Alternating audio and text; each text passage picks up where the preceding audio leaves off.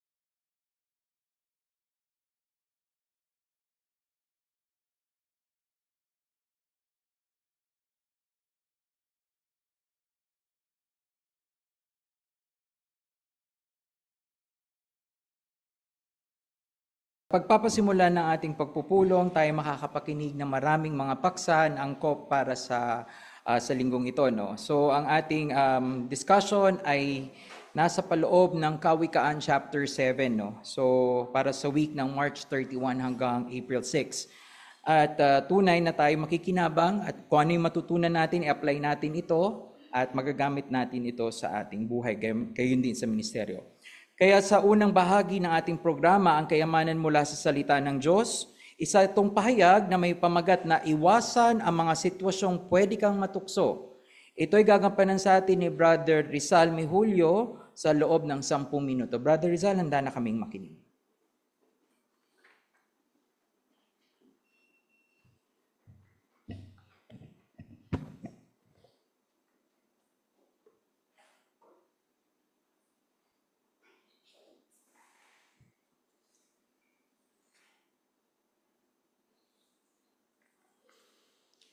Sa panahon natin ngayon na kinabubuhayan, hindi na mahalaga sa marami ang kalinisan sa moral.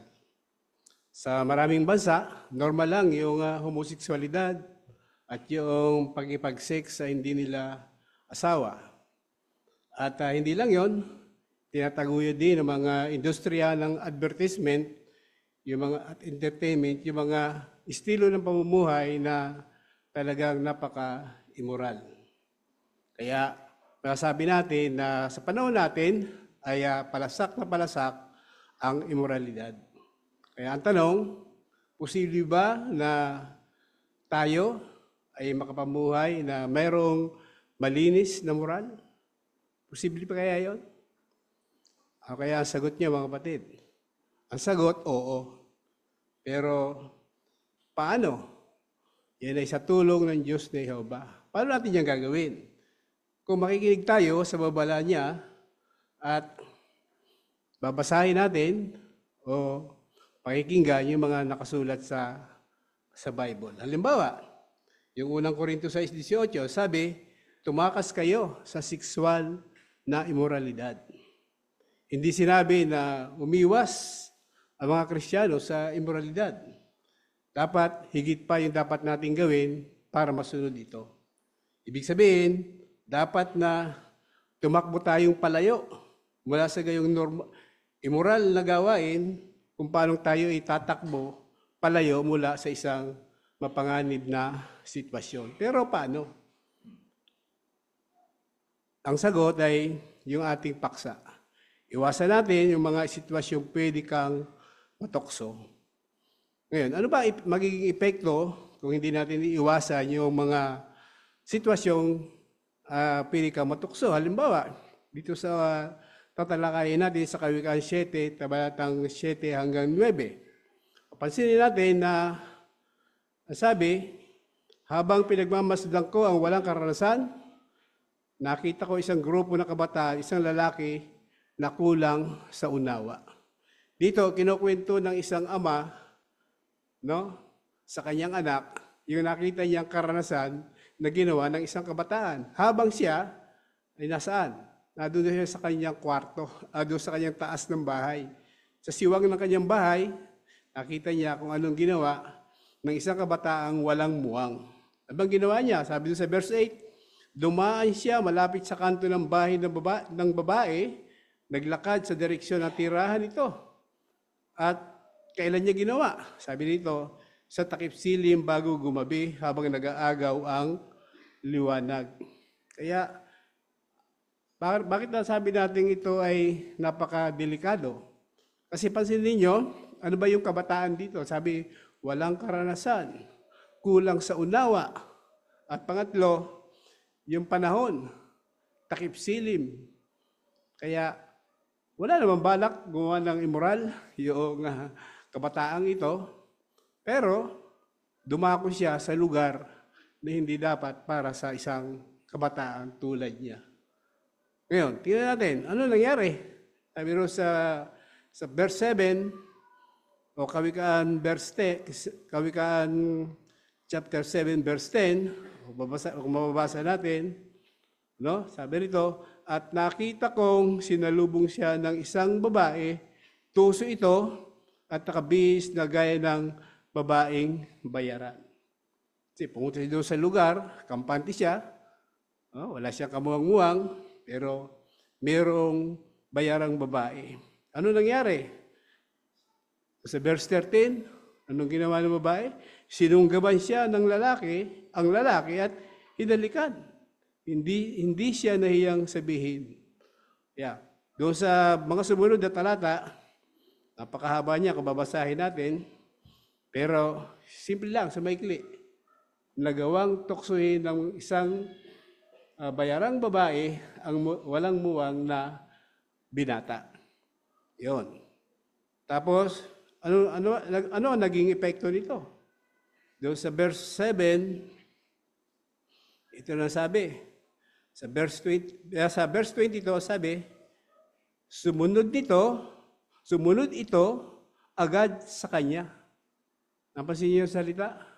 Nung matapos tuksohin ng bayarang babae ang kabataan, anong reaksyon ng kabataan? Agad. Sumunod agad.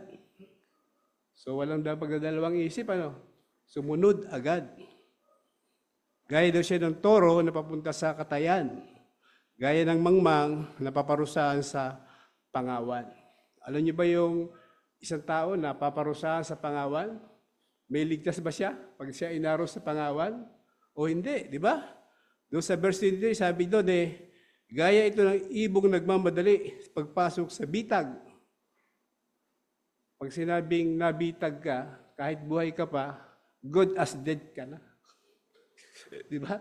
Yun, ang masaklap na resulta noong pagiging malangmuwang noong kabataan, kulang sa unawa. At ang pinakamatindi, sabi rito, kapalit nito ang buhay niya. Yun.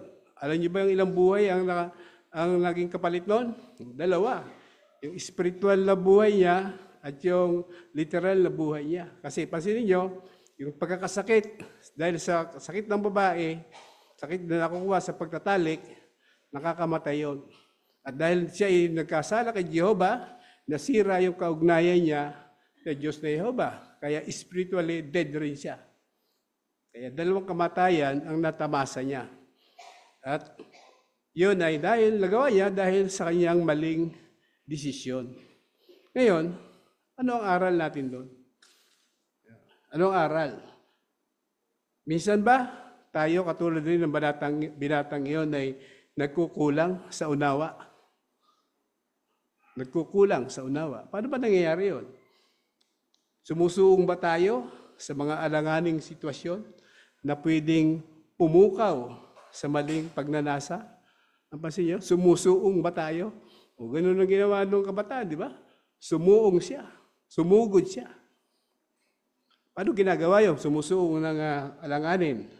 Halimbawa, sa gabi, pag tayo ay naglilibang, halimbawa, mayroong lumabas na immoral sa palabas na TV. Tanong, papatuloy ba natin panoorin yon? Yun. Mahilig ba tayo, sabi dito, magpalipat-lipat ng channel sa TV at naghahanap ng mga may immoral na palabas? Sumusuong ba tayo ron? Anong tawag doon? Kulang sa unawa. O kung nagko-computer ka naman, click ka ba ng click sa mga internet na hindi sigurado kung saan ka pupunta. Click dito, click doon. Buti lang, wala akong computer. Sino yung mga computer dito? No? Click ka ba ng click? Tapos, madalas ba tayong pumunta doon sa chat room, website, na mayroong immoral na advertisement at link sa pornography? Yun ang tanong sa atin lahat na, no? Madalas ba tayo? At para naman sa iba, andyan din yung flirting. Yung sa babae na wala ka naman balak mag-asawa. Paano naman kung may asawa ka na, tapos makikipag-flirt ka pa. Makikipag-flirt ka pa sa iba. O di ba? Inilalagay mo sa tukso ang iyong sarili. Kaya, yan ang mga aral na makukuha natin. Kung tayo ay katulad ng binatang iyon na kulang sa unawa. Kaya ano determinado natin gawin? Iwasan natin yung mga sitwasyong pwede kang matokso. Pansinin niyo, ano ba nangyari kay David? Si David, naglilibang lang naman siya nung gabing iyon. Kaya lang, walang TV noon. Pero ano nakita niya? Wow, live na nakita niya. Ano nangyari kay David? Dahil napukaw yung kanyang interes, kinuha niya, sinipingan ang babaeng yun, at ano kapalit? Nasira ang kaugnayan niya kay Jehovah, nasira din ang buhay niya. Ayaw natin mangyari yon. Kaya ano kailangan natin gawin? E di, iwasan natin ang mga sitwasyong pwede kang matokso.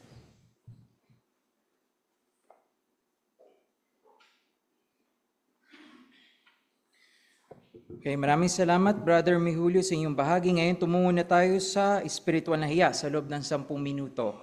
So, ang pag-uusapan natin ay yung buong Kawikaan chapter 7, kaya ang hinihimukan lahat. Kasama rin sa Zoom na makipag-participate tayo, pero hanggat maaari, sumagot tayo ng 30 seconds or less para mas marami ang makinabang. Ito ay gagampanin sa atin, yung spiritual na hiya sa loob ng 10 minuto ni Brother Andy Panganiban. Brother Andy, nila kami makinig.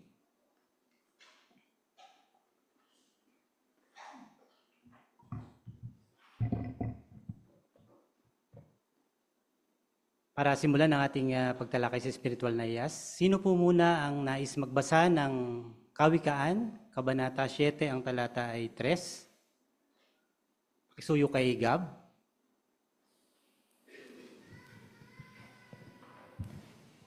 Itali mo ang mga iyon sa mga daliri mo at isulat sa puso mo. Salamat sa malinaw na pagbasa. Para sa ating unang tanong, ano ang ibig sabihin ng itali natin sa mga daliri at isulat sa puso ang mga utos ng Diyos? Kay Sister Barce, pakisuyo.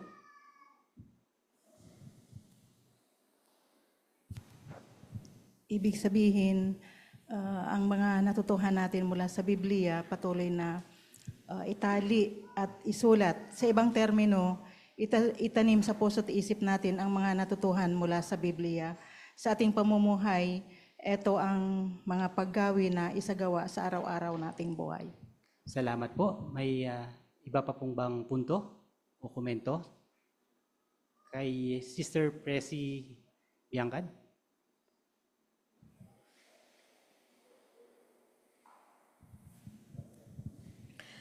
Pag sinabing istali sa ating, ibig sabihin ng salitang daliri at puso, kung paano ang mga daliri natin ay kitang-kita, ay mahalaga ito ng parte ng ating katawan. So, ibig sabihin, ginagamit kasi natin yung ating daliri para isagawa yung mga bagay-bagay. So, sa katulad na paraan, yung mga aral na ating natututunan mula sa makasalutang pagsasanay o kaalaman mula sa Biblia ay dapat laging magsilbing paalaala ito at panubay sa atin na lahat ating nagawin ang lahat. Patnubay ito para magawa yung makagawa ng tamang desisyon at nakasulat ito sa puso, sa diwa na ang pagsunod sa mga kautusan at mga aral na natutunan ay bahagi dapat ng ating pagkatao bilang Kristiyano. Salamat po. Malinaw na po yung punto. Dumako na tayo sa ikalawang tanong. Sa pagbabasa ng Biblia para sa linggong ito, anong spiritual na hiyas ang nagustuhan mo? Kay Sister Likanda sa gilid.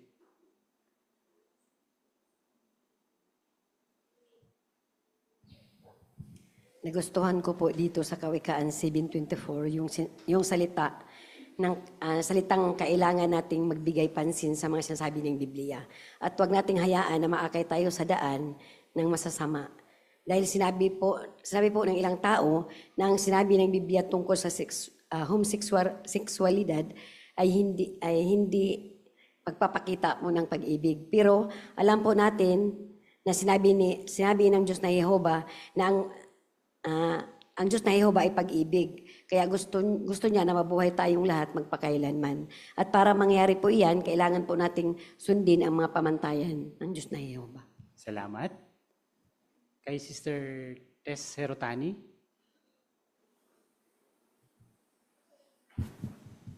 Nagustuhan ko ang Kawikaan 7:2. Sundin natin ang mga utos ng Diyos. Ingatan nito na gaya ng itim ng ating mata. Totoo, napakahalaga ng mata natin. Lahat na nakikita natin pwede magdulot ng mali sa ating puso. Kaya dapat tayo maging maingat at maging desidido na kontrolin yung ating mata. Dahil marami itong nakikita mga immoral na mga bagay sa mga napapanood natin sa TV, movie, computer, magazine at iba pa. Kailangan alam natin kung ano ang ayaw ni Jehova upang makaiwas tayo sa tukso at hindi natin maiwala ang kaugnayan natin sa Kanya. Salamat po sa magandang komento. Kay Sister Rose Fibres. Masasabing ang taglay natin ang karunungan kung ginagamit natin sa tamang paraan yung kaalaman na natutuhan natin sa salita ng Diyos.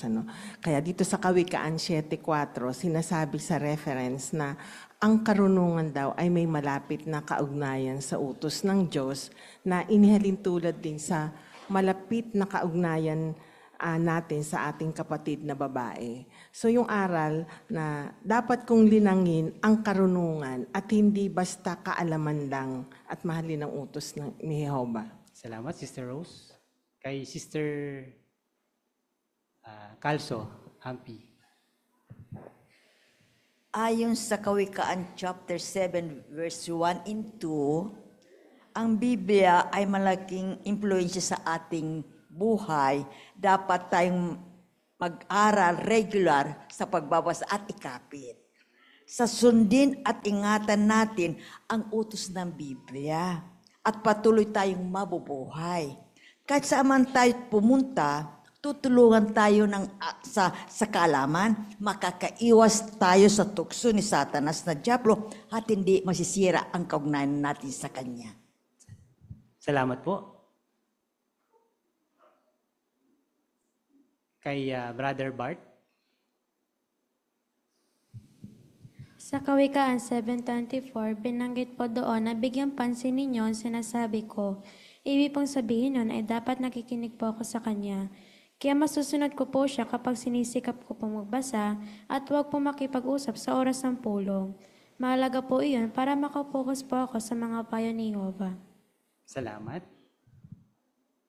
Kay Sister Joby. Dito po sa gilid.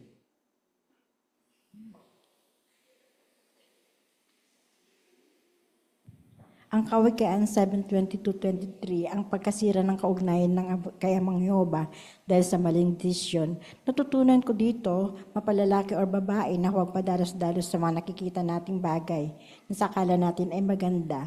Dapat mapanuri tayo kung ano magiging resulta ng ating gagawin. Gaya ng pakikipagtalik sa babaeng bayaran o estranghero na pwedeng kapahamakan lang ang dala. Sa physical na kontak, sa pakikipagtalik, pwedeng mahawaan tayo ng kakamatay na sakit gaya ng sipilis at gonorrhea. Kaya bago magdesisyon, lagi tayong manalangin kay Amang Jehovah, hingin ang gabay niya para makapagdesisyon tayo ng tama at makaiwas tayo sa anumang bagay ng kapahamakan at di masira ang kaugnayan natin kay Amang Jehovah. Salamat po. Sa study kay Kay sa gitna. Nagustuhan ko po ang Kawikaan 7 verse 2. Sinasabi po doon, ingatan mo ang aking mga utos at mabuhay ka. Ipinapaalala po nito sa akin na ang pagsunod po sa mga utos ng Diyos na Jehovah ay hindi lang po isang obligasyon, kundi isang daan patungo sa tunay na buhay. Kapag iniingatan po natin ang kanyang mga tagubilin o utos, nagsisilbing gabay po ito sa atin para makagawa ng tamang desisyon at nagiging proteksyon din po ito laban sa tukso. Salamat. Kay Sister Umali, Michelle. Napahalagaan ko naman po yung sinasabi sa Kawikaan 7:3. May susulat nga po natin sa ating puso ang mga kautusan ni Jehovah kung tayo po ay magsisikap na pag-aralan ng Biblia, bulay-bulayin ito sa diwa na magkaroon ng self-assessment at punuin po yung puso natin ng mabubuting bagay gaya ng sinasabi ni Jesus sa Lucas 6:45. Binanggit nga doon na ang mabuting tao ay naglalabas ng mabuti mula sa mabuting kayamanan ng kanyang puso. At kapag po nagawa natin ito, masusupungan nga po natin sa ating mga labi ang tunay na karunungan at makakagawa tayo ng desisyon na magpapasaya kay Jehovah. Salamat. Dito sa harap kay Sister Lilia Vasquez.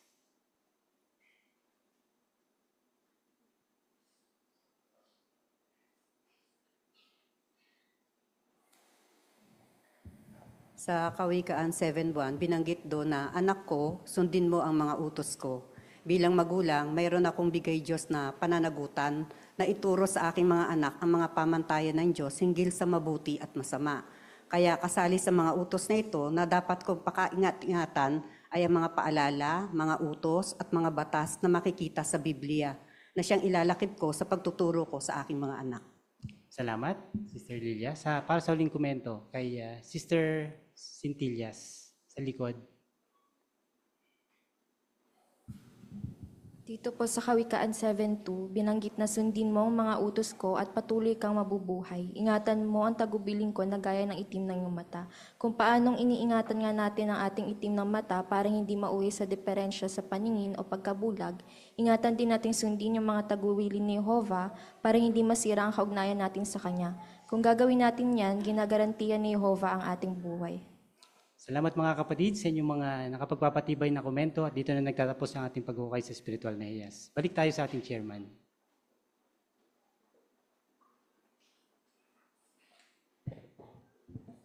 Para sa unang, salamat Brother Andy. Ngayon tumungo na tayo sa pagbabasa ng Biblia sa gabing ito. No?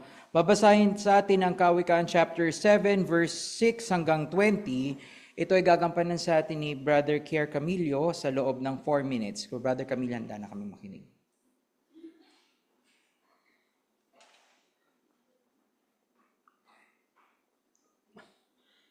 Mula sa bintana ng bahay ko, mula sa salasala ay dumungaw ako. At habang pinagmamasdan ko ang walang karanasan, nakita ko sa isang grupo ng kabataan ng isang lalaki na kulang sa unawa. Dumaan siya malapit sa kanto ng bahay ng babae at naglakad sa direksyon ng tirahan nito sa takip-silip bago gumabi. Habang nag-aagaw ang liwanag at dilim, at nakita ko sinalubong siya ng isang babae. Tuso ito at nakabihis ng gaya ng babaeng bayaran. Ang babae ay maingay at palaban. Lagi siyang wala sa bahay. Nasa lansangan siya at maya-maya lang ay nasa liwasan na. Nag-aabang siya ng palihim sa bawat kanto. Sinunggaban niya ang lalaki at hinalikan. Hindi siya nahiyang sabihin, kinailangan kong maghandog ng mga haing pansalo-salo. Tinupad ko ngayon ang mga panata ko. Kaya naman lumabas ako para salubungin ka, para hanapin ka at nakita nga kita.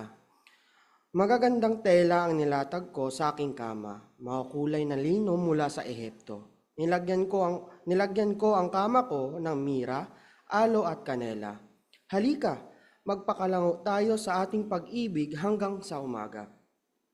Masiyahan tayo sa init ng ating pagmamahalan dahil wala sa bahay ang asawa ko at malayo ang pinuntahan niya, may dala siyang pera at hindi siya uuwi hanggang sa kabilugan ng buwan.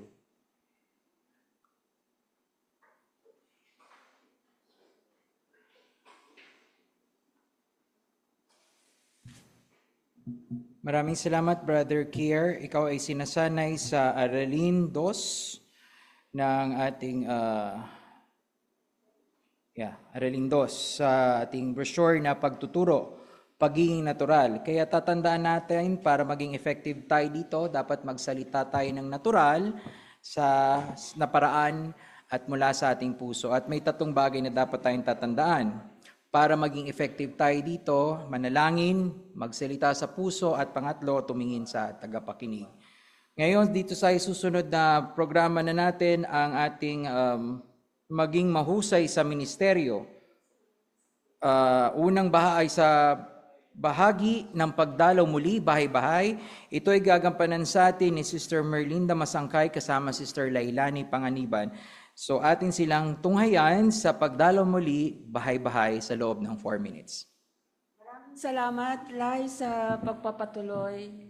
Hi, Nay. Salamat din po sa pagdalaw niyo ulit. Nabasa ko nga po pala yung invitation na binigay niyo, yung tungkol dun sa kamatayan ni Jesus. Ngayon ko lang po nalaman na nagse-celebrate din pala kayo nun. Sa religion kasi namin, every year kami nagse-celebrate din nun. Siya nga pala, Nay, sa inyo, sino po si Jesus? Okay. Alam mo, naniniwala naman kami kay Jesus. Yan. Malaki yung papel na ginagampanan niya. Yamang iba-iba yung paniniwala ng iba. Pero ang Biblia o yung Bible ay tutulong sa atin para higit na maunawaan kung sino ba talaga si Jesus. Tama-tama, meron akong saligbidyang aklat na makakatulong kung sino ba talaga si Jesus. Doon sa Kabanata 15 na Masayang Buhay, pakisuyo, pakibasa mo ito. Okay, maraming salamat sa pagbasa. So doon sa tanong, sino si Jesus based doon sa nabasa mo? Sabi po dito, si Jesus ay isang makapangyarihang espiritu sa langit. Siya ang pinaka-unang nilalang ng Diyos at kaya siya tinatawag na panganay sa lahat ng nilalang. At tinatawag din daw po siya ng Bible na kaisa-isang anak. Kaya yun yung tinutukoy ng Bible. Kaya basahin natin yung 1:3-16. Pakisuyo, pakibasa mo. Ayan po. Gayon na lang ang pag-ibig ng Diyos sa sangkatauhan, kaya ibinigay niya ang kanyang kaisa-isang anak para ang bawat isa na nananampalataya sa kanya ay hindi mapuksa, kundi magkaroon ng buhay na walang hanggan. Napakagandang teksto. Ano yung masasabi mo dyan? Dito na pinapakita na talagang mahal na mahal pala tayo ng Diyos, no? Kasi binigay niya yung kaisa-isa niyang anak para lang sa atin. Tama ka dyan. Sa katunayan ng Panginoong Hesus ay nandito sa lupa, tinularan niya yung katangian ng kanyang ama at yun ang nagpangyari kung bakit naging malapit sila sa isa't isa.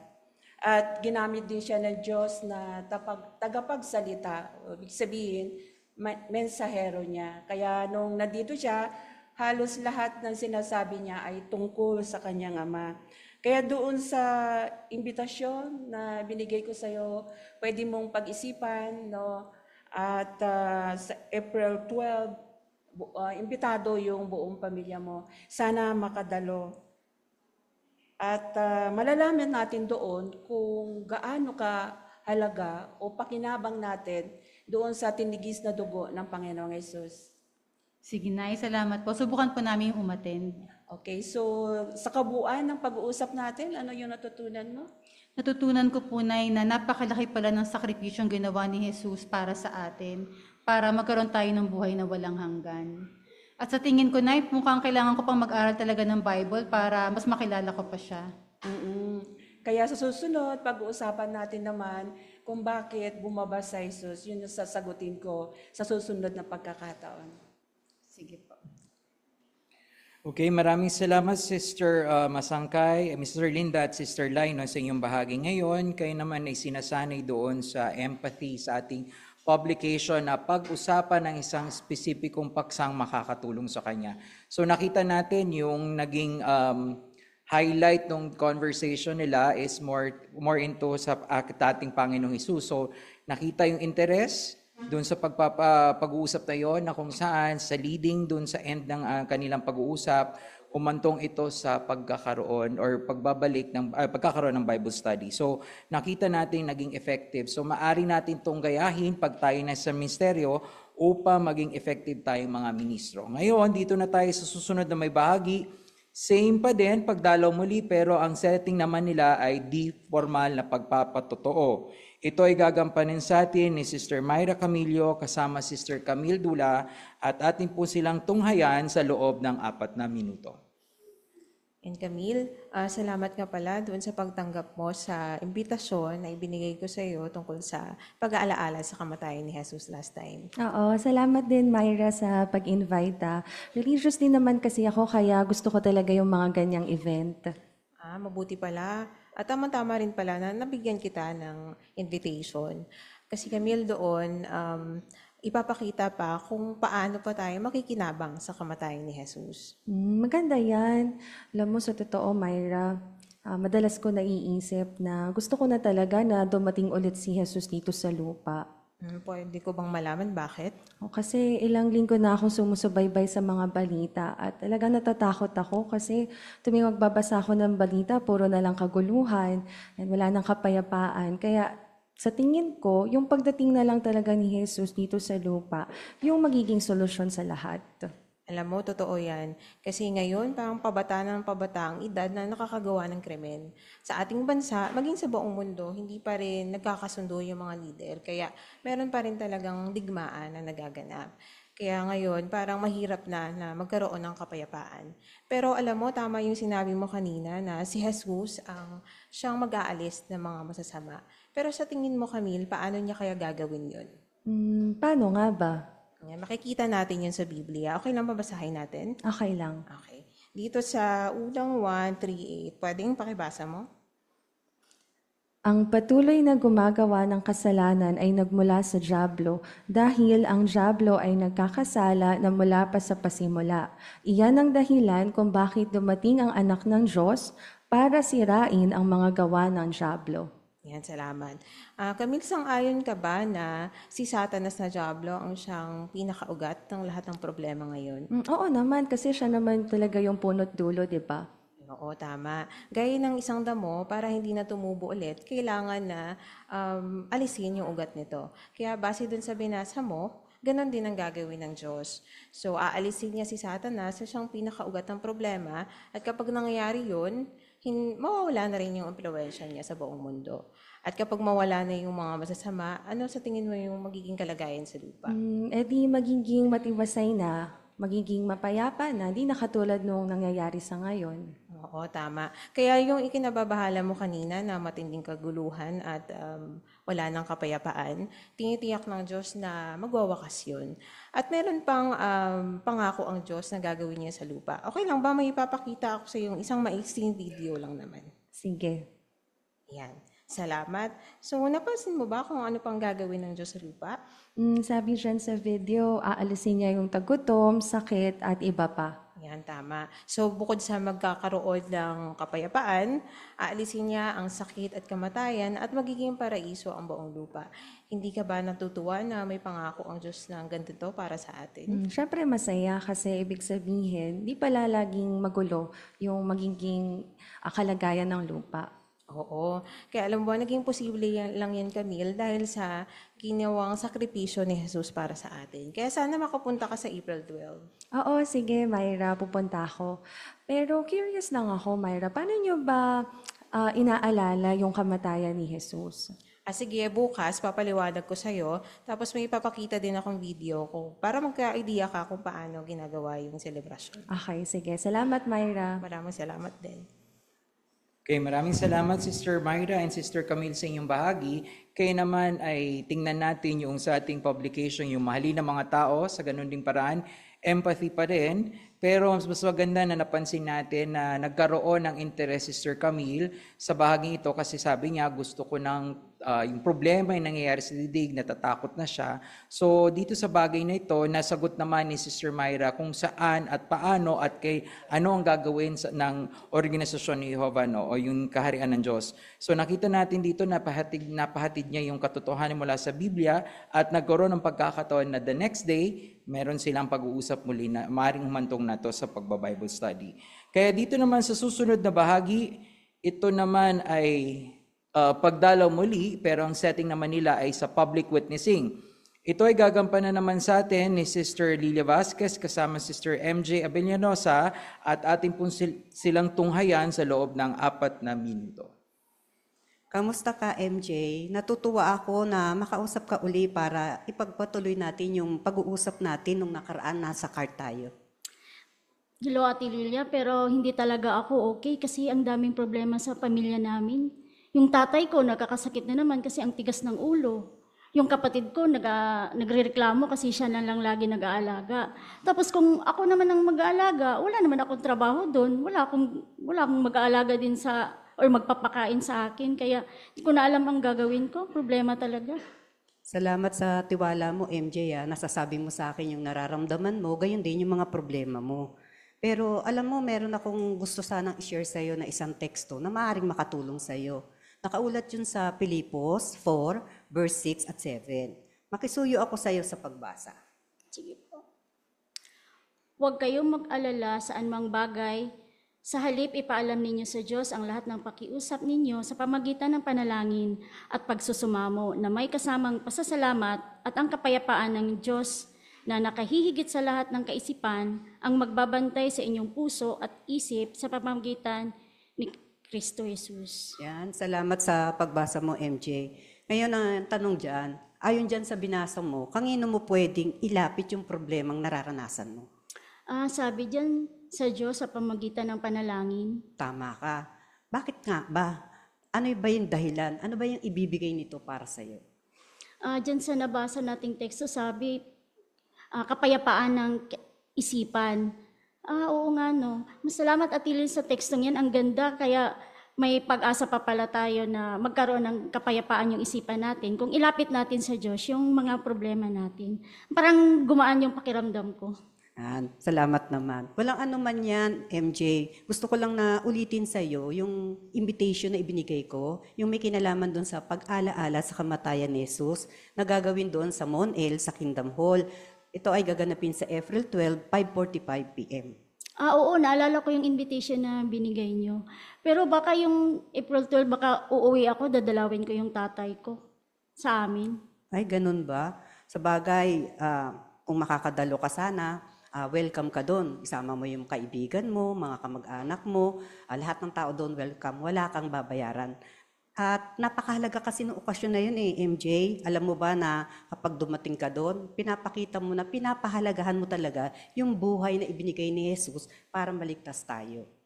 Gusto ko talagang dumalo, pero pag siguro wala ako dito ng araw na yan, nandun sa amin, paano na yun? Saan ba ang province mo, MJ? Sa Davao po.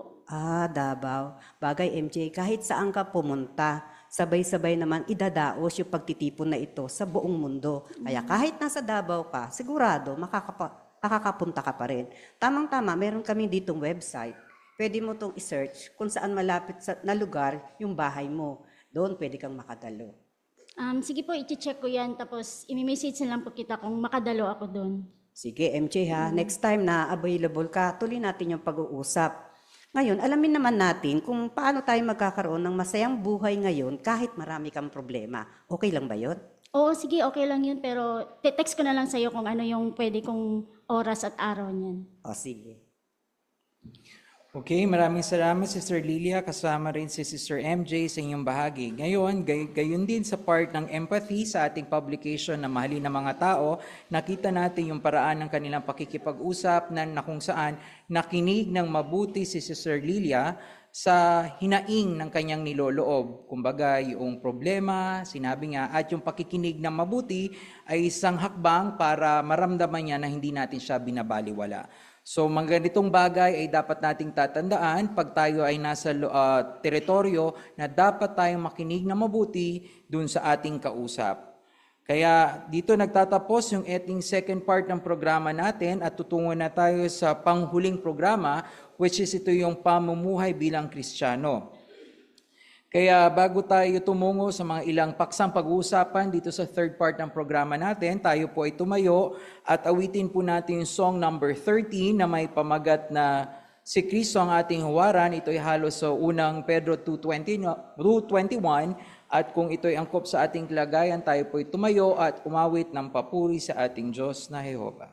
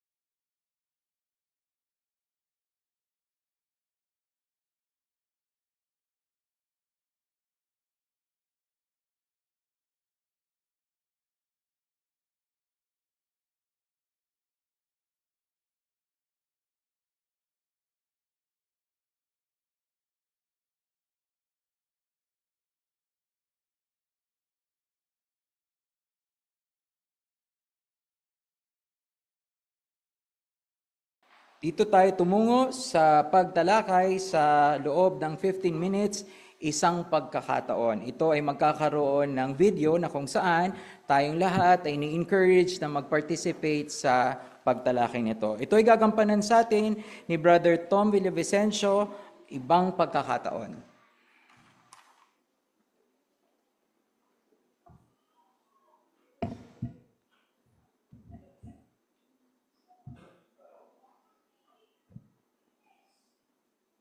Kung tayo ang nasa sitwasyon, mga kapatid, na papipiliin, ano ang mas gusto nyo?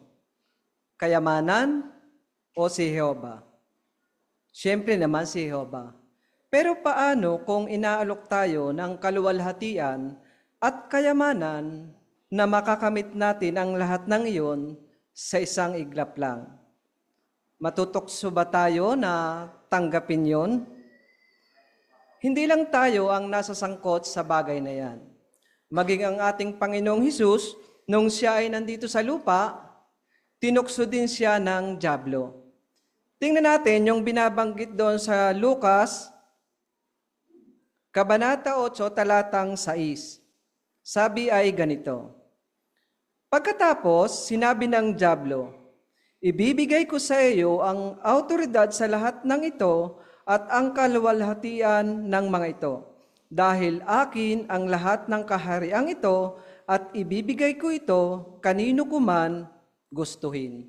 Makikita natin dyan yung isang tukso ni Satanas sa ating Panginoong Hesus. Yung sinabi niya na lahat ng kahariang ito ay ibibigay ko sa iyo. Paano kaya hinarap ni Hesus yung mga tuksong iyon? At paano niya iyon pinagtagumpayan? Di panoorin natin yung isang video. Pakisuyo po. Kailan ka maaaring tuksuhin ni Satanas? Tinatalakay ng teksto sa araw na ito ang isa sa mga tukso ni Satanas kay Jesus. Pagkatapos, sabi ng Lucas 4:13, umalis si Satanas at naghintay ng ibang pagkakataon para tuksuhin si Jesus. Kaya may tatlong tanong tayong pag-uusapan sa araw na ito. Una, tungkol saan ba talaga yung tatlong tukso ni Satanas sa Panginoong Hesus? Pangalawa, nakahanap pa ba si Satanas na dyablo ng ibang pagkakataon para tuksuhin ang anak ng Diyos? At pangatlo, ginagamit din ba ni Satanas ang mga tuksong iyon sa atin? Tingnan natin ang ulat ni Mateo tungkol sa tatlong tuksong iyon at sagutin natin ang mga tanong. Basahin natin ang Mateo 4, talata 2 at 3. Matapos mag-ayuno ng 40 araw at 40 gabi, nagutom siya.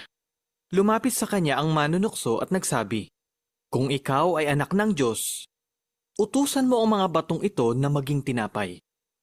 Unang tanong, ano ba ang intensyon ng dyablo? Alam naman ni Satanas na si Jesus ang panganay na anak ng Diyos na Jehova. Pero gusto ni Satanas na magduda si Jesus kung siya nga ba talaga ay anak ng Diyos. Kung ikaw ay anak ng Diyos, bakit hindi ka pinapakain ng iyong ama? Sigurado ka bang pangangalagaan ka ni Jehova? Gusto ni Satanas na magduda si Jesus kung pangangalagaan siya ni Jehova at gamitin ang posisyon nito para sa pansariling pakinabang. Alam ng Panginoong Hesus na isa yung tukso, kaya hindi siya nagpadaya. Pangalawang tanong, ginamit ba uli ni Satanas na dyablo kay Jesus ang tuksong yun? Naalala nyo ba nang arestuhin si Jesus? Sinabi niya na pwede siyang humiling ng 12 batalyon ng mga anghel. Posible kaya na ginamit ni Satanas ang pagkakataong iyon para tuksuhin si Jesus na iligtas ang sarili niya? O naalala nyo siguro nung nasa tulo siya? Tinuya siya ng mga tagapamahala at sundalo. Sinabi nila sa kanya, kung anak ka ng Diyos, bumaba ka dyan. Hindi ba ganun din yung mga salitang ginamit ni Satanas? Pero nagpadala ba si Jesus sa mga tuksong yon? Hindi. Nagtiwala siya na pangangalagaan siya ni Jehova. Ang pangatlong tanong, ginagamit din ba ni Satanas sa atin ang tuksong yan? Napakahirap ng panahon natin ngayon. Sinasamantala ba ni Satanas ang pagkakataong ito? Kapag nangangailangan ng mga kapamilya at kaibigan natin, nagdududa ba tayo na talagang pangangalagaan sila ng Diyos na Jehova? Natutokso ba tayo na solusyonan ang mga problema sa sarili nating paraan? O di kaya natutokso ba tayo na gamitin ang mga pribilehyo natin para sa sarili nating pakinabang? Tingnan naman natin ang ikalawang tukso, Mateo 4, 5 at 6. Ang sabi, pagkatapos, dinala siya ng dyablo sa banal na lungsod sa tuktok ng templo. Sinabi nito, kung ikaw ay anak ng Diyos, tumalong ka mula rito dahil nasusulat, uutusan niya ang mga anghel niya na tulungan ka at bubuhatin ka nila para hindi tumama sa bato ang paa mo. Ano ba ang intensyon ni Satanas? Muli, Gusto niyang magduda si Jesus kung siya nga ay anak ng Diyos. Kung ikaw ay anak ng Diyos, patunayan mo. Tingnan natin kung nandyan talaga si Jehovah para sa'yo. Kung talagang mahal ka niya, ililigtas ka niya. Diba sabi sa awit, iyan ang gagawin niya sa tunay na anak ng Diyos? Alam ni Jesus na isa yung tukso at hindi siya nagpadaya doon. Sinubukan ba ni Satanas na ulitin ang tuksong yon? Malamang na yung isang pagkakataon ay yung nakaulat sa Marcos 8:11. Sinasabi doon na dumating ang mga Pariseo at nakipagtalo kay Jesus. Humihingi sila sa kanya ng isang tanda mula sa langit para subukin siya. Kakatapos lang pagalingin ni Jesus ang isang lalaking pipi at bingi at pakainin ang mahigit 4,000 tao. Pero nakukulangan pa sila. Ang gusto nila, mas matindi pa doon. Parang sinasabi nila, tumalon ka mula sa templo. Patunayan mo kung anak ka nga talaga ng Diyos.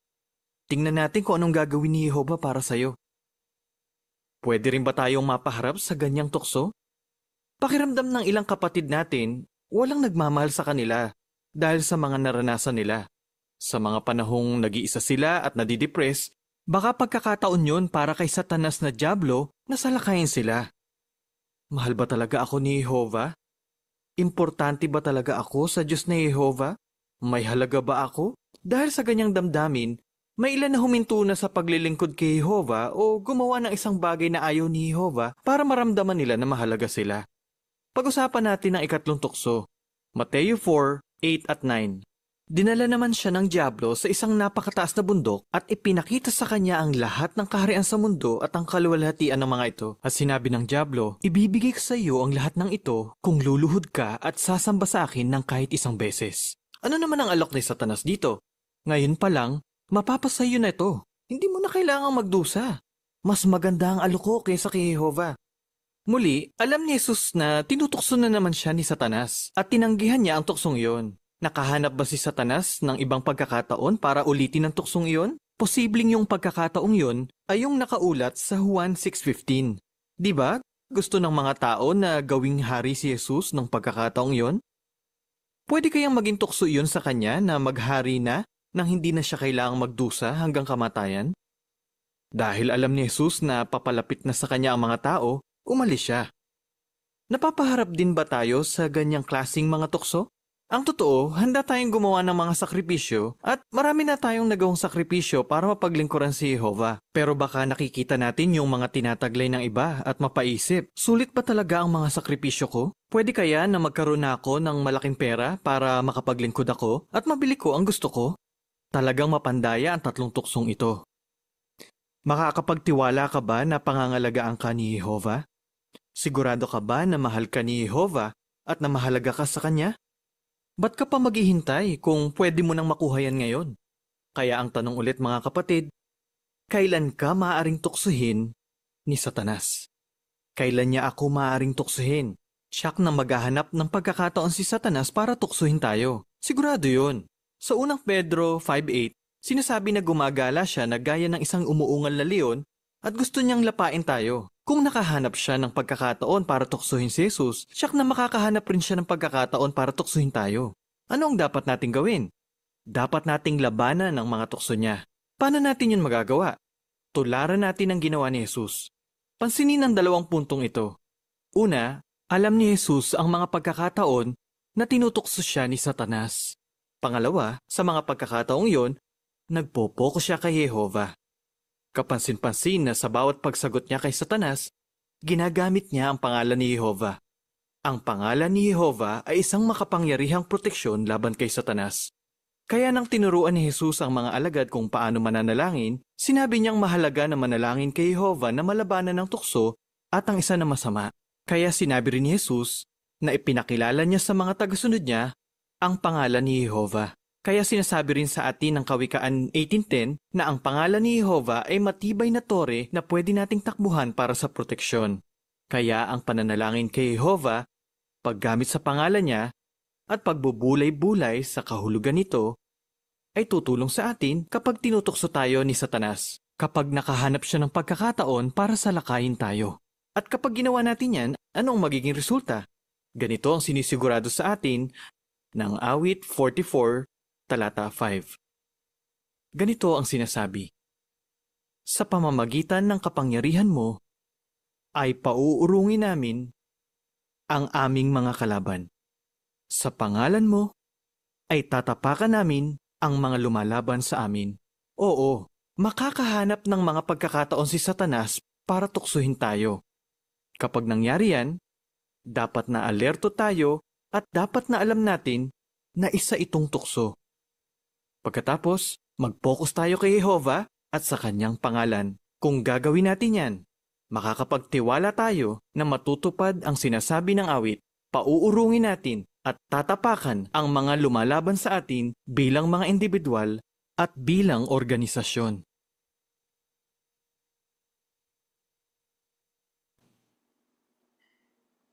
Okay, maraming salamat po. Dumako po tayo doon sa dalawang tanong.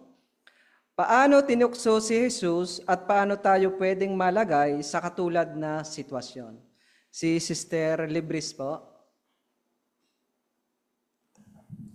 Tuso talaga at mapandaya yung pamamaraan ni Satanas. Gagamitin niya yung ating sitwasyon ng isa para lumikha ng pagdududa at ginagamit niya ito sa panimula pa lang ng kanyang mga salita tulad nga ng ginawa niya kay Jesus.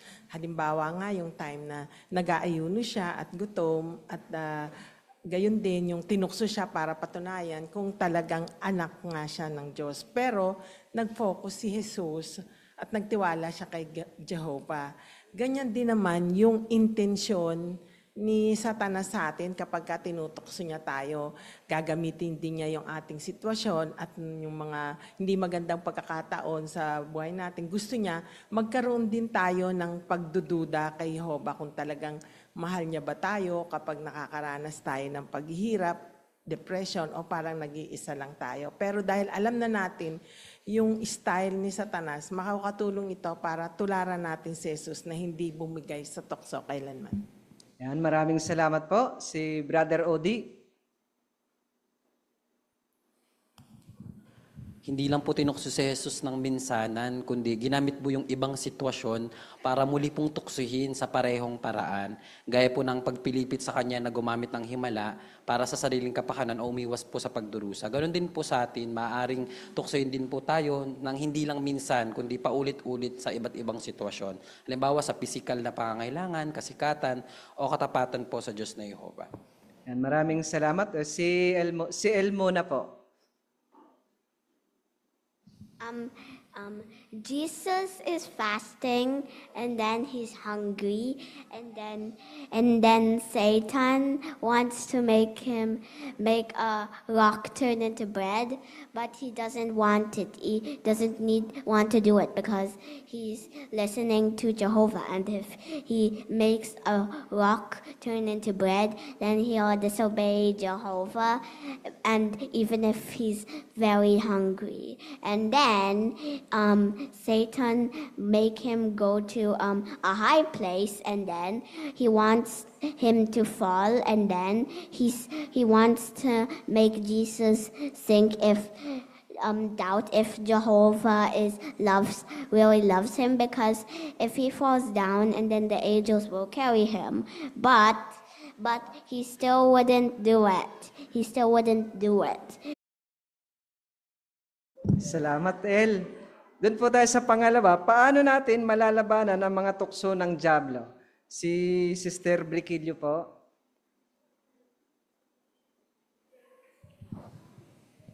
Alam po natin na tinutukso tayo ni Satanas tuwing makakakita siya ng pagkakataon. Kaya dapat po ay mag-focus tayo sa Diyos na Jehovah, sa pamamagitan ng pananalangin, sa pagtawag po sa pangalan niya at sa pagbubulay-bulay ng Biblia. Salamat po sa inyong mga komento.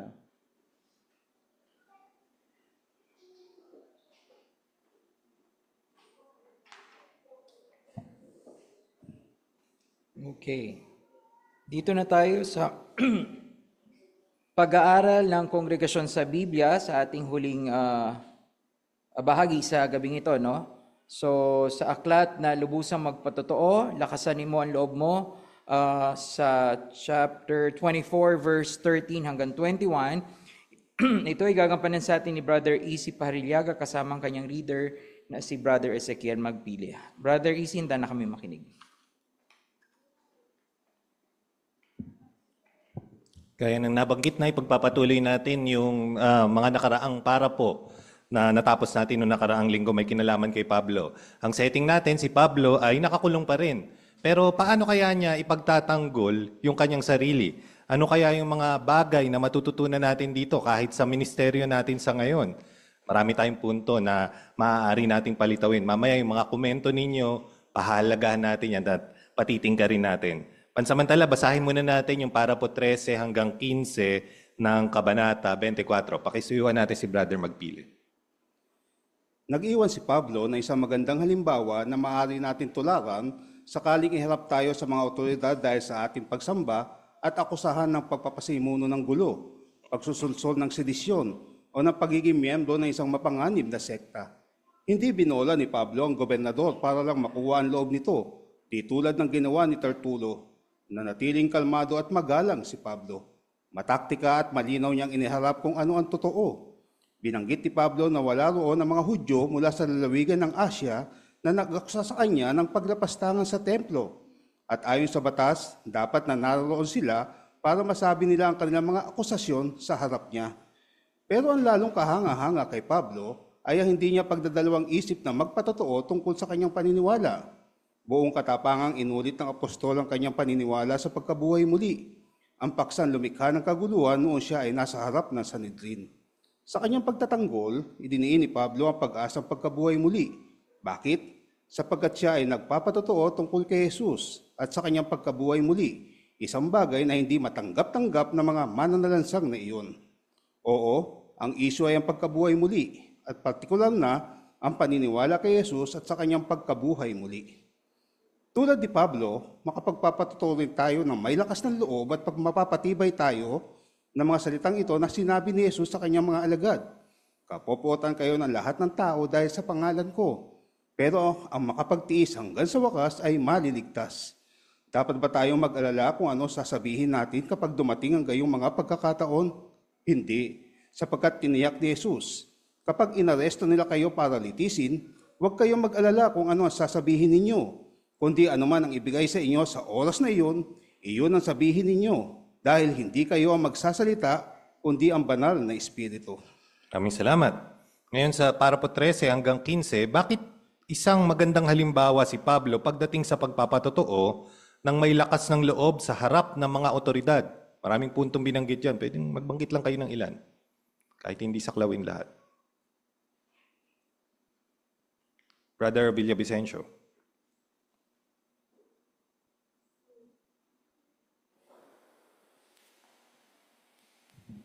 Isa nga pong magandang halimbawa si Pablo pagdating sa pagpapato. Ang isa pong halimbawang maganda sa kanya, yung pananatili niyang kalbado at magalang doon sa harap ng mga nag-aakusa sa kanya. Magandang punto. So, kahit mahirap yung sitwasyon, kalmado at magalang. Brother Belmonte. Isa rin dito yung pagiging mataktika po tsaka pagiging malinaw po sa pagpapaliwanag. Hindi po siya nagpadala sa emosyon, kundi matalino pong tinuro ang tunay na issue. Binigyan din niya po yung wala roon ng tunay na nag-aakusa sa kanya, kaya hindi po sapat yung mga paratang laban sa kanya. Maraming salamat. Palinawin natin yun. Bakit ba kailangang naroroon yung nag-aakusa sa kanila? Laga bang ganun sa isang korte? Brother Calso. Kasi yun ang talagang kaayusan o yun ang batas noon na kailangan yung nag-aakusa ay presente rin sa pagdinig ng kaso. Yan, you have the right to confront your accuser. So kahit sa panahon natin sa ngayon, ganun. Ano pa magandang punto yung nakita ninyo na ginawa ni Pablo? Sister Calso.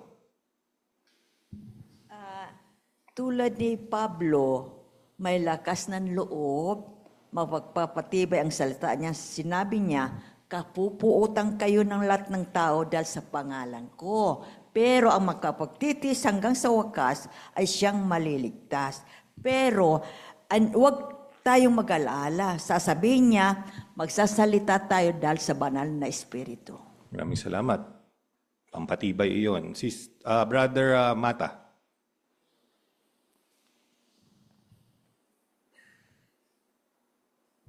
Si Pablo talagang apostol, hindi politiko. Hindi niya binulang gobernador para lang mapapaniwala dun sa sasabihin niya o kaya makuha ang loob. Direct to the point si Pablo sa kanyang pagpapatotoo. Yan. Karaniwan na sa isang opening argument, sa isang kaso, gumagamit yan ng pambobole. Ganun yung ginawa ni Tertulo. Pero hindi ginawa yon ni Pablo. Iba pang punto. Sister Di Macali.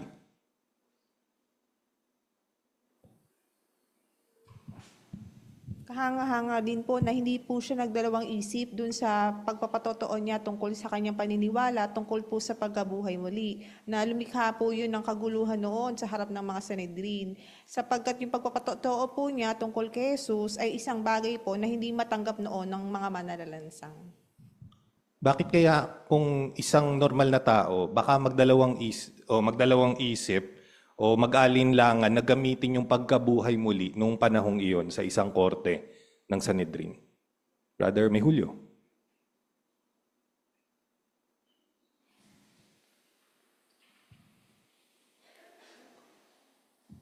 Kaya isa itong mabuting halimbawa ng hindi pag-ipagkumpormeso. Kasi hinuhuli nga siya dahil sa turong yun eh. Baka sabihin niya, ay hinuhuli ako sa turong ito eh, takwil ko na lang kaya ito, bulaanan ko na lang kaya ito. Pwede naman niyang gawin yun, pero hindi yun ang ginawa ni Pablo. Kasi yun talaga ang reason bakit inuusig siya. Pero pinanindigan pa rin niya yung katotohanan yun. Alam niya, yun talaga ang totoo. Maraming salamat. Brother Umali. Partikular na sa Saduceo, binubuo din sila ng mga Saduceo.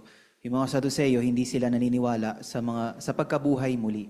Kaya para kay Pablo, para iharap yung isang paniniwalang hindi pinaniniwalaan ng mga Saduceo, kalahati nung Sanhedrin, maaring mag-alangan siya. Pero andun yung lakas sa loob niya, nagpatotoo pa rin siya. Maaring negatibo na kaagad yung maging hatol sa'yo, maging bias na kaagad doon sa prosecution yung iyong kaso, kung ganun yung mangyayari. Brother Arjona.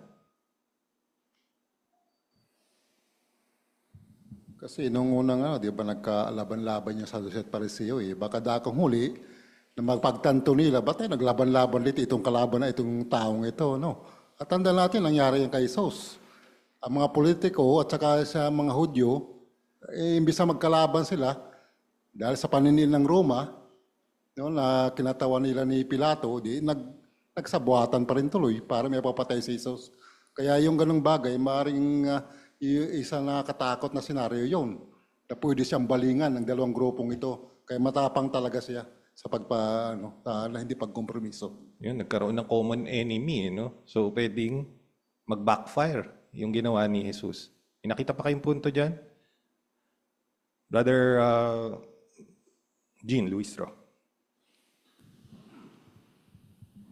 Doon sa Gawa 26:23, binanggit mismo ni Apostol Pablo rito na talagang ang Panginoong Sos ay naghirap at ngayon naman siya ibinuhay muli.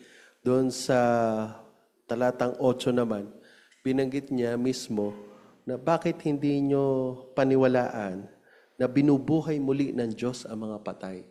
So, hindi lang niya pinatotohanan na si Jesus ay binuhay muli, na siya ay nagdusa, namatay at binuhay muli.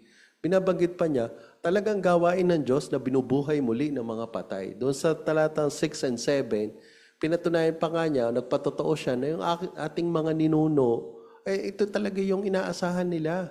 Itong 12 tribong ito. Kaya hindi lang niya minaliit actually si Jesus lang naman binuhay muli. Kaya diniin pa niya na talagang yung pagbuhay muli ng mga patay ay isa sa mga basihang turo na itinuro ng Panginoong Hesus na ito'y talaga yung katotohanan. Kaya talagang hindi niya somehow binantuan yung katotohanan, kundi talagang lalo pa niyang pinatingkad.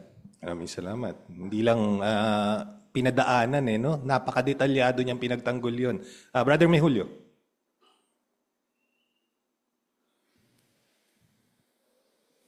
Hindi naman lingid kay Pablo kung ano magiging resulta ng kanyang paninindigan. Alam niya na talaga sasabit yon sa pagka-aresto. Kasi alam niya sabi niya rito, kapuputan kayo ng lahat ng mga bansa. Inaasahan niya yon, mangyayari. So ano yung aral sa atin? Aral sa atin, sigurado, ganun din mangyayari sa atin. Bakit tayo matatakot? ay alam mo naman pala na mangyayari yun. Hindi dapat nga maging kampante tayo na talagang mangyayari. Pero may assurance, may pampatibay. Sabi ni Jesus, di ba? Hindi kasama niyo ako hanggang wakas. O di ganun din, tutulad ni Pablo, meron din tayo ng lakas ng loob. Hindi tayo matitinag ng anumang mga pag-uusig kapag napaharap sa atin. Maraming salamat. Brother Libres. Magagandang punto. Si Pablo hindi natakot na kung ano yung sasabihin niya. At alam niya, may assurance si Jesus na yung banal na espiritu ang tutulong sa kanya. Ganon din sa atin, kung maaresto, kung ano man ang gawin sa ating panahon ngayon, huwag tayong mag-alala dahil si Jesus papatnubay sa atin at yung banal na espiritu tutulungan tayo kung ano yung sasabihin natin sa mga may otoridad. Salamat. Kung makalimutan man natin, andun ang Holy Spirit. Brother Calsov. Noong panahon ni Pablo, hindi talaga madali ang magpatotoo kasi ang mga tao noon hindi naman naniniwala sa turo niya. Pagkatapos nagsabuatan pa ang mga lider ng relihiyon, mga opisyal ng gobyerno, abay, mahirap talaga sa panahon yun. Pero ang maganda kay Pablo, yun nga, katulad ng binanggit ni Chito, matapang siya, may lakas na loob siya. Kaya yun ang, kumbaga, hindi, yung kanyang, kumbinsido siya sa kanya natutunan mula sa Biblia, kaya may lakas na loob siyang sabihin kung ano talaga ang katotohanan. At pansinin natin, pamilyar si Pablo dun sa itinuturo niya. Yung pagkabuhay muli, hindi niya lang pinahapyawan yon, detalyado niyang ibinangon iyon, kung ano history nun, kung ano nangyayari talaga doon. Kaya makikita natin, ganun din, magandang matularan natin na maging pamilyar din tayo sa ating mga turo para dumating yung pagkakataon na kailangan natin ipagtanggol iyon, may masasabi tayo. Makalimutan man natin, may ipapaalala sa atin ng Holy Spirit. Tingnan naman natin yung susunod na mga parapo, kung ano ang nangyari kay Pablo nung humarap na siya mismo sa korte kay Felix. Natakot si Felix.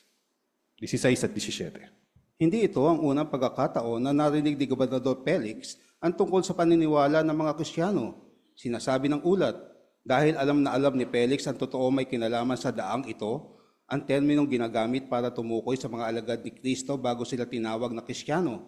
Pinaalis niya sila at sinabi, kapag pumunta rito si Lysias na komandante ng militar, saka ako magpapasya sa usaping ito. At iniutos niya sa opisyal ng hukbo na bantayan pa rin ang lalaki pero maging maluwag dito at payagan ng mga kasamahan nito na asikasuhin ito. Pagkaraan ng ilang araw, si Pablo ay pinatawag ni Felix at ng kanyang asawang Hudyo na si Drusilla at sila'y nakinig dito habang nagsasalita ito tungkol sa paniniwala kay Kristo Jesus. Gayunman, nang talakayin ni Pablo ang tungkol sa tamang paggawi, pagpipigil sa sarili at darating na paghatol, natakot si Felix. Malamang na dahil sa mga narinig niya, nakonsensya siya sa masamang bagay na ginawa niya. Kaya pinatigil na niya si Pablo at sinabi, umalis ka na muna at ipapatawag ulit kita kapag may pagkakataon ako. Maraming ulit pang ipinatawag ni Felix si Pablo, hindi dahil sa gusto niyang matuto ng katotohanan, kundi dahil umaasa siyang susuhulan siya ni Pablo. Maraming salamat. 16 and 17, letter A, paano dininig ni Felix ang kaso ni Pablo?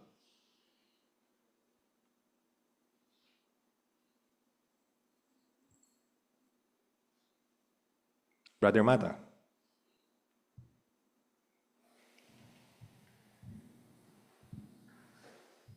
Dito sa ulat ng Gawa 24, 22 hanggang 23, maganda naging pagtrato sa kanya ni Felix dito kung papaano siya pinakinggan nung una at ilang beses siyang pinakinggan dito tungkol sa kanyang paniniwala. Sa ulat, binanggit dito na alam ni Felix mismo kung anong turo ni na Pablo. At hindi lamang yan, binigyan niya ng utos itong komandante ng militar na sabi niya, kapag dumating dito ang komandante ng militar na si Lysias, saka ako magpapasya. At sabay utos doon na bigyan ng mga kaluwagan, pansamantalang kaluwagan, kahit ito'y nakakulong. At yung makasama niya, hayaan sila na asikasuhin ito. At yung iba naman, malaya pa rin doon sa pagtuturo at pagtulong kay Pablo. Maraming salamat. Mukha bang magiging fair ang trial ni Pablo sa kamay ni Felix dito sa pagkakataong ito?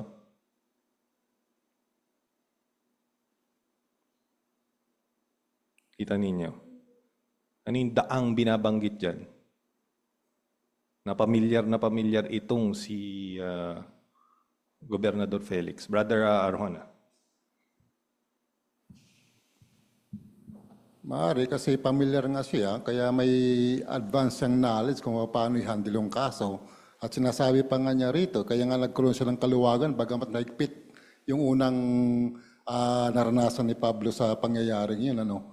At kaya makita natin dyan sa tingin, magkakaroon naman si Pablo ng kangan ng justice sa pagkakataong ito. Mukhang posible na magkaroon ng fair trial. Pero tingnan natin pa ibang punto. Brother Abelmonte. Mukhang magiging fair po, pero sa totoo lang, hindi po talaga magiging patas yung paglilitis. Kasi bagamat alam po ni Felix na walang nilabag na batas si Pablo, hindi niya po ito pinalaya dahil nais niyang makuha yung pabor ng mga Hudyo. Kaya nga po dinelay niya po yung mga kaso eh. Bukod po doon, umasa rin siyang makakatanggap siya ng suhol mula kay Pablo. Kaya paulit-ulit niya po itong pinatawag ng walang malinaw na layunin.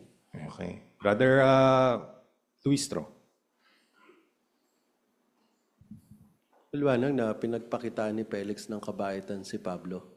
Pero kung sa fair trial, gusto lang niya ng suhol. Kasi alam na rin naman niya yung batas, hindi niya pwedeng dinggin ng kaso nang wala yung accuser ni Pablo. Dito sa mga ulat na ito, na ilang beses niya kinausap si Pablo, wala pa yung nag-aakusa kay Pablo. Kaya kung tutusin, hindi niya dapat kinausap ito. Pero papansinin na ilang beses niya kinausap, hindi dahil sa gusto niyang malaman katotohanan. Kasi gusto niyang suhulan siya ni Pablo. Yan. So kung baga technicality, baka ma-technical itong si Felix at maitapon itong kaso na to kung sakaling mang umapila, di ba? Kung sa panahon natin sa ngayon yun. Letter B.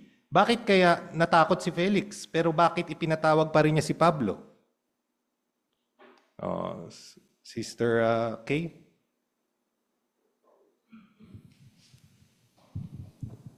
Nabanggit po dun sa Gawa 24 verse 25 na natakot po si Felix na talakay ni Pablo ang tungkol sa tamang pagawi, pagpipigil sa sarili at sa darating na paghatol. Marahil dahil nakonsensya siya sa mga masasamang gawain niya.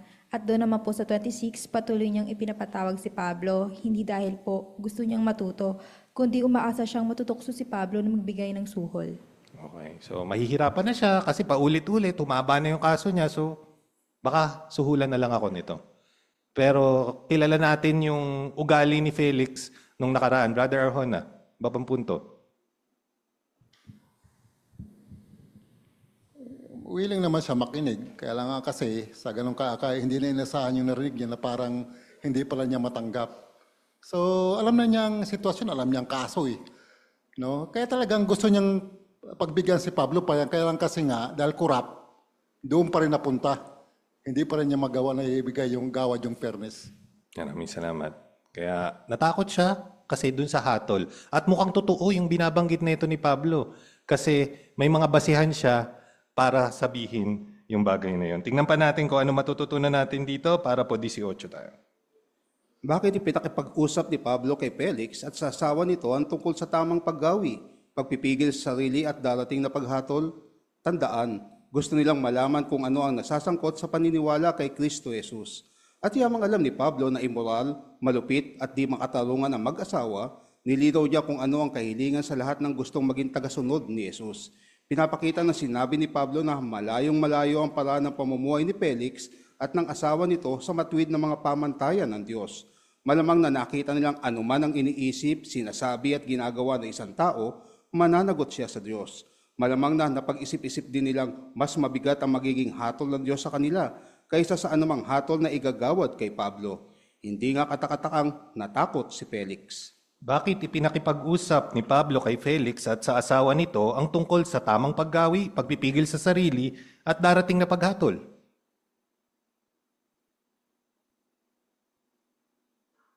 Para ba takutin lang ito si Felix at palayain na siya? Ganun ba? Brother Mata.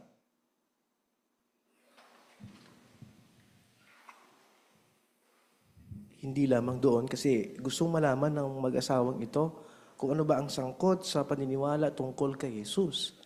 Ngayon, itong si Pablo, alam na alam niya kung anong gagawin at kilala niya itong gobernador na ito at ang asawa niya. Kilala niya ang paraan ng pamumuhay. Kung si Pablo, hindi siya hindi siya black and white. Talagang malinaw sa kanyang isipan kung ano yung pamantayan na iyon na gusto nilang malaman. At binanggit din dito na talagang napakalayo ng paraan ng pamumuhay ng mag-asawang ito kung ikumpara sa mataas na pamantayan ni Jehovah na sa itinuro ni Jesus sa kanila. Kaya dito natin makikita na baka sakali itong gobernador na ito, baka sakali man lang na maisahan niya si Pablo, pero si Pablo alam na alam niya yun. Maraming salamat. Bakit natakot ng sobra itong si Felix? Bukod sa narinig niya yung maaaring maging hatol kung hindi siya magbabago. Brother Tom Villavicencio.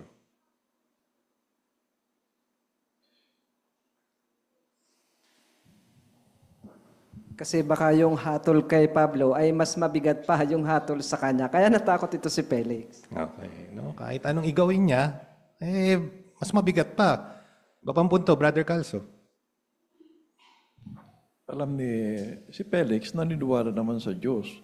Kaya yung binanggit ni Pablo na parang ang Diyos ang hahatol sa kanya sa narinig niya.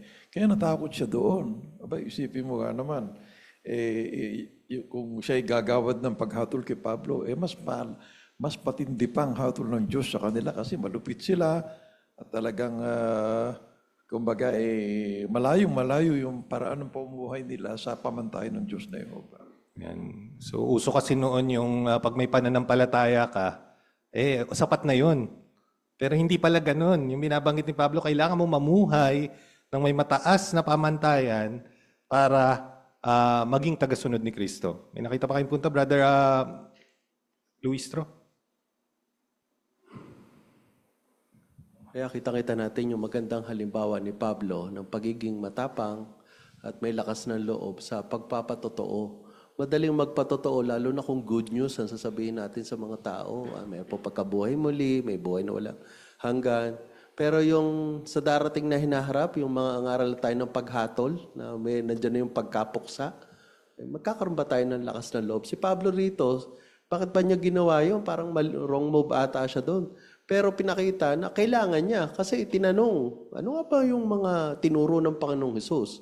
Kasi kailangan na ipakita niya na si Jesus ay siyang pinakadakilang tao. Matuwid na tao siya na hindi lang siya basta binuhay muli. Kaya pinakita doon yung talagang pagsunod niya sa pamantayan ng Diyos. Kahit na, yun nga, ang naging epekto doon sa kausap niya na isang taong immoral, ay matakot kasi nabanggit doon yung paghatol o pagiging accountable natin sa Diyos. Magkagayon man, hindi nga natakot si Pablo at talagang nagpatotoo siya kay Felix. Tingnan natin sa modernong panahon natin sa ngayon kung ano matututunan natin dyan. 19 and 20. Baka makasumpong tayo ng mga taong tulad ni Felix sa ating ministeryo. Sa umpisa, baka mukha silang interesado, pero iba pala ang motibo nila. Dapat tayo maging maingat sa gayong mga tao. Pero gaya ni Pablo, pwede natin mataktikan sabihin sa kanila ang matuwid na pamantayan ng Diyos.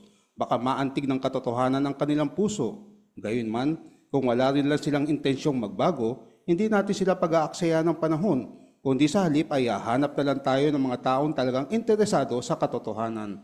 Lumitaw ang tunay na kulay ni Felix, gaya ng pinapakita ng ulat. Pagkalipas ng 2 taon, si Felix ay hinalinhan ni Porcio Festo at dahil gusto ni Felix na makuha ang pabor ng mga Hudyo, hinayaan niya sa bilangguan si Pablo. Hindi naman talaga kumampi si Felix kay Pablo. Alam ni Felix na ang mga tagasunod ng daan ay hindi naman nagre-rebelde o nanunulsol sa iba na magrebelde. Alam din niya si Pablo ay walang nilabag na batas ng Roma, pero para makuha ang pabor ng mga Hudyo, hindi pinalaya ni Felix ang apostol. Sa ating ministeryo, paano natin dapat pakitunguhan ng mga taong mukhang interesado sa umpisa, pero iba pala ang motibo?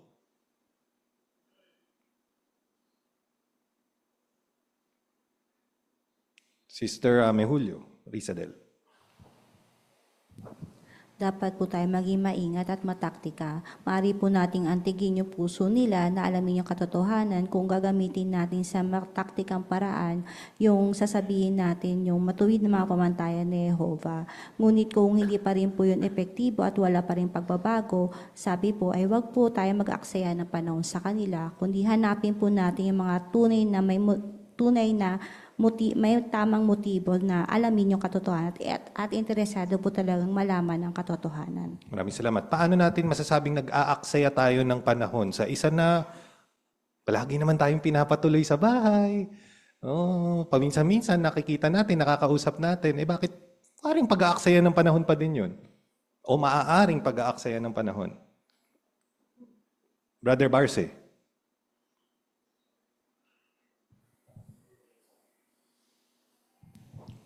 Dahil lang yun na makita natin yung isang tao na hindi interesado.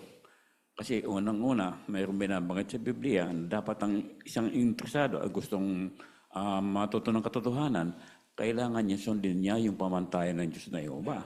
Dumalo siya at pwede siya maging unbaptized o ano pa man na talagang gusto maging ng Yehova, bukal sa loob niya na talagang gagawin niya ang katotohanan mula sa Biblia. Maraming salamat. Brother Luis Ro. Kaya tingnan natin kung kumikilos ba talaga. Ako personally, meron nga ako naging Bible study, laging nagpapamerienda, kaya lagi kong priority yung studying yun. Kaya lang, nung eventually, hindi naman talaga siya kumikilos, hindi niya binabago yung buhay niya, kailangang itigil yon. Nais ko rin lang idiin, hindi may ibig sabihin na, di ka na dapat manigarilyo, kinabukasan, nanigarilyo yung study, stop na. Binibigyan natin ng sapat na panahon, pero kapag nakita natin, wala talaga sa puso niya na baguhin ang buhay niya, doon tayo magtitigil sa pagtulong sa kanya. Yan. Gamitin natin yung panahon natin doon sa talagang nauukol para dito. Yung mga interesado. Marami pa dyan. Hahanapin nga lang natin. Letter B, bakit masasabing hindi kumampi si Felix kay Pablo? Sa kabila nung parang waring fair, maliliit na pabor na binibigay ni Felix, pinaluwagan yung kalagayan ni Pablo. Pero bakit parang hindi siya kumampi? Ano ba yung nangyari? Brother Arjona.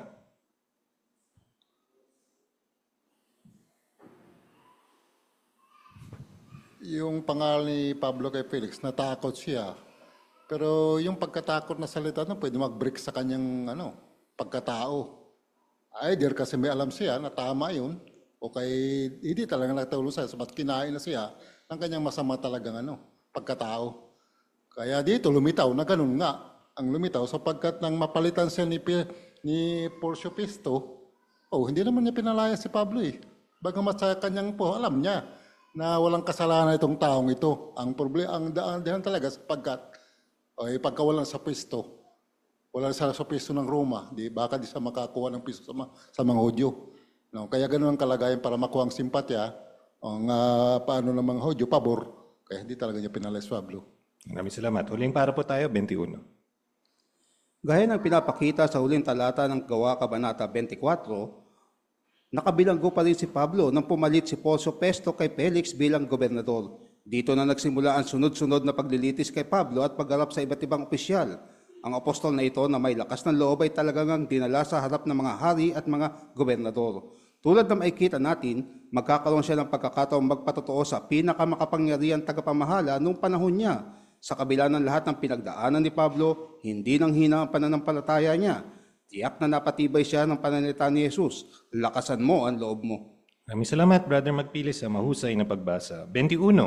Ano ang nangyari kay Pablo mula nang maging gobernador si Porcio Festo at ano ang tiyak na nagpatibay kay Pablo? Brother Villavicencio.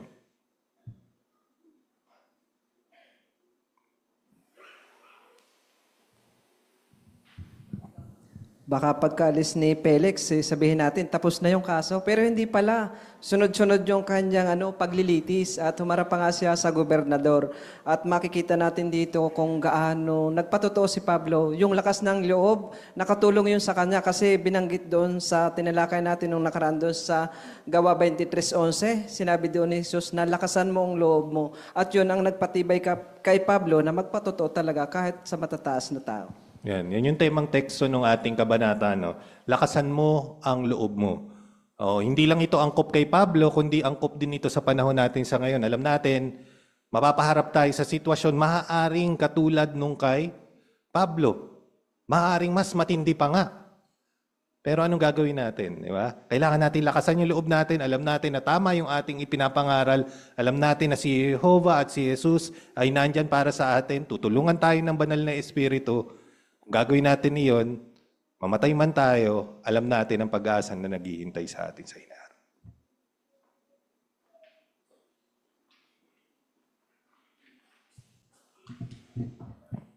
Okay, maraming salamat sa Brother Easy sa inyong bahagi at gayon din maraming salamat sa lahat ng gumanap ng kanilang bahagi sa gabing ito. Tunay na tayo nakinabang sa mga paraan ng ating pag-uusap na kung saan nagsimula ito doon sa kayamanan mula sa salita ng Diyos na kinakailangan na iwasan natin ang pagkakataon na tayo mapaharap sa sitwasyon na matukso. Alam natin ang dapat gawin natin dahil may paalala ang Biblia mula rito.